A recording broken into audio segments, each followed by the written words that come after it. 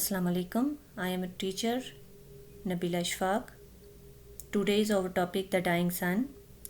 As you know, we have learned this chapter in detail in the previous slides. Now today we discussed about the exercises of this chapter. You know about the synopsis of this chapter. This chapter is about creation of earth, creation of life based on hypotheses, numbers of stars, creation of planets and planetary system. We have discussed in the previous slides all the synopsis in detail. Now today let's move towards the exercise of this chapter. Topic the dying sun. Exercise start करने से पहले आपको ये in detail थोड़ा सा बता दें. ऐसे तमाम स्टूडेंट्स जिनको अभी तक बुक्स प्रोवाइड नहीं हुई, इस चैप्टर से मुतल्लिका शॉर्ट क्वेश्चंस आपके नेक्स्ट स्लाइड्स में आपको दिए जा रहे हैं, और वो स्टूडेंट्स जिनको बुक्स प्रोवाइड हो चुकी हैं वो इन क्वेश्चंस को अपने बुक से हेल्प ले सकते हैं. आपका पहला क्वेश्चन है, how is it that a star seldom find another star near it. ये क्यों कर होता है कि एक सितारा दूसरे सितारे के करीब आ जाता है. The universe is very vast. कायनात बहुत वसी है. Innumerable stars wander about in space. और इस कायनात में यानी खला में लातादाद सितारे मौजूद हैं. दे ट्रैवल इन कम्प्लीट लॉनलीनेस. वो मुकम्मल तौर पर तन्हाई में सफ़र करते हैं. The distance between them are very great. उनके दरमियान फासला बहुत वसी होता है. There for there is no chance for a star to come near the सन. इसलिए ऐसा कोई वाक़या पेश नहीं आता, या इसलिए एक सितारा दूसरे सितारे के करीब आने का कोई इम्कान नहीं होता. या फिर आपका ये आंसर है, और इसके साथ आपका नेक्स्ट आंसर आपको दिया जा रहा है. A star seldom find another star near it because there is a distance of millions of miles between the two stars. More over space is immensely vast and each star is bound to travel in its on orbit. ऐसा कभी भी वाक़या नहीं होता, या ऐसा कभी कभार होता है कि एक सितारा दूसरे सितारे के करीब आ जाता है, क्योंकि इनके दरमियान बहुत हद तक फासला वसी होता है. ताहम स्पेस यानी खला बहुत वसी है, और वो मुकम्मल तौर पर जो सितारे हैं वो अपने महवर पे गर्दिश करते हैं. यानी ऐसा कभी भी वाक़या नहीं होता कि एक सितारा दूसरे सितारे के करीब आ जाए. आपके पास दो आंसर दिए गए हैं, इनमें से आपने कोई एक आंसर लिखना होता है. What happened when according to Sir James Jeans a wandering star came near the sun? Sir James James के मुताबिक उस वक़्त क्या रोनुमा हुआ जब एक गर्दिश करता हुआ सितारा खला में दूसरे गर्दिश करते हुए सूरज के करीब आ निकला. अ wandering star came near the sun. It raised a big wave of gases on the surface of the sun. The nearer the stars came the higher the wave rose. As the stars begin to recede the wave broke in to PCs. These PCs fall of the sun. They begin to move round the sun. They came to be known as planets. Over earth is one of them. यहाँ पे देख लें कि इस answer में एक hypothesis कायम किया गया है. राइटर कहते हैं कि एक वाक़या ऐसा पेश आया था कि एक गर्दिश करता हुआ सितारा सूरज के करीब आ गया, और जो वो करीब आता गया सूरज के ऊपर उसने अपनी लहरें मजबूत बनाता गया, और जितना वो सितारा करीब आता गया उतनी ही ज़्यादा लहर मजबूत होती गई, और अचानक वही लहर सूरज के तपश की वजह से टूट कर बिखर गई, और ये एक सैयारों की सूरत में तब्दील हो गई. और earth is one of them, यानी उनमें से हमारा सैयारा भी एक है, यानी हमारी ज़मीन भी एक सैयारा है. What are the planets and how did they come into existence? Question number 3 का जो आपका आंसर है वो as it is question number 2 का जो आंसर है वही होगा.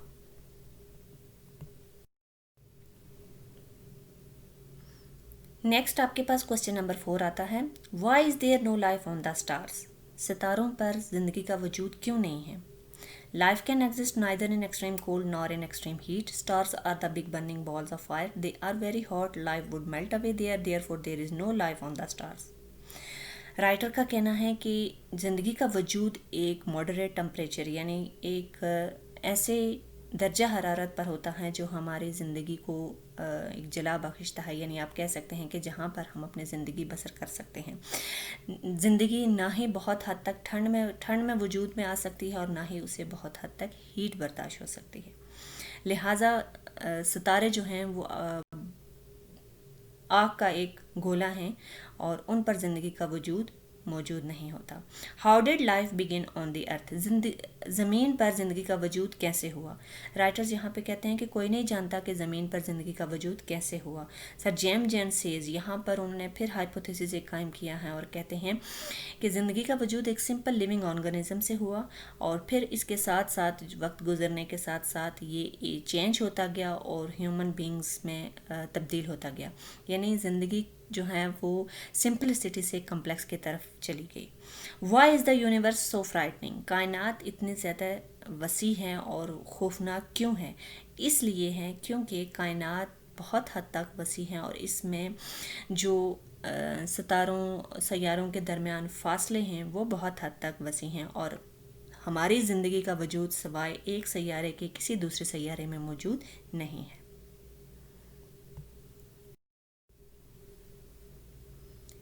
نیکسٹ کوشچن نمبر 7 ہے what conditions are necessary for the kind of life we know to exist on other heavenly bodies؟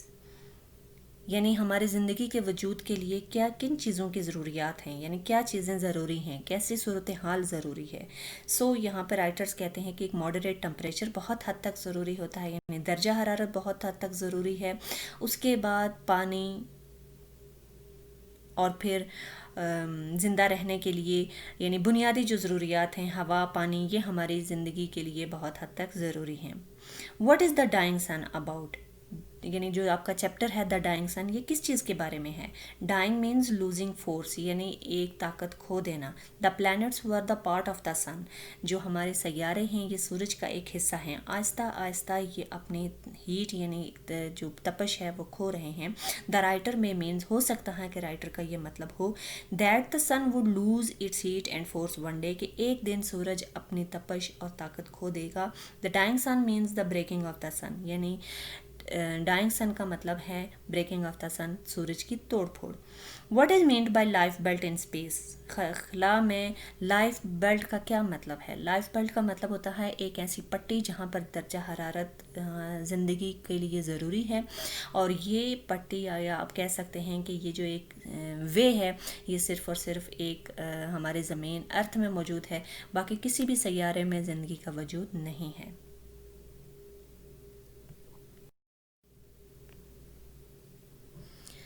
Question number 10 what is the total number of stars in the universe? کائنات میں ستاروں کی تعداد کتنی ہے؟ یہاں پر آپ کو بتایا گیا ہے کہ کائنات میں ستاروں کی تعداد تعداد موجود ہے، یعنی بالکل آپ ان کی ایگزامپل آپ ایسے لے لیں جیسا کہ ساحل سمندر کے کنارے ریت کے جو ذرات ہوتے ہیں جو ان گنت ہوتے ہیں جن کو گنا نہیں جا سکتا، بالکل ایسے ہی کائنات میں ستاروں کی تعداد موجود ہے. اور یہاں پہ ساتھ آپ کو یہ بتا دیا گیا ہے ایک پک میں کہ تمام تر کائنات میں دیکھیں کہ ستارے کس حد تک موجود ہیں اور وہاں پر ہماری ارتھ جو ہے وہ بالکل ایک نقطے کے برابر ہے. What was the size of Earth as compare to the rest of the universe? یعنی کائنات کے مقابلے میں آپ کہہ سکتے ہیں کہ ہماری زمین کا سائز کیا ہے. تو یہاں پر رائٹر نے آپ کو پہلے ہی ایکسپلین کر دیا ہے اور میں نے بھی آپ کو بتا دیا ہے کہ رائٹر کا جو ہماری زمین ہے اس کا ایک جو سائز ہے وہ بالکل ایک نقطے کے برابر ہے. اور جس طرح سے رائٹر نے بھی آپ کو بتا دیا ہے کہ کائنات میں ستاروں کی تعداد ریت کے ذروں کے برابر ہے، تو اس میں ہمارا جو ایک زمینی سیارہ ہے وہ بھی بالکل ایک نقطے کے برابر ہے، یعنی ایک آپ ذرے یا ایک پتھر کے تحت آپ اس کو قرار دے سکتے ہیں. جی یہاں تک تھا ہمارا آج کا lecture. Thank you for giving your precious time. مزید ویڈیوز یا لیکچرز کے لیے ہمارے چینل کو سبسکرائب کیجیے اور بیل آئیکن پر کلک کریں. ایک نئے لیکچر کے ساتھ نبیلہ اشفاق آپ کی خدمت میں پھر سے حاضر ہوں گی.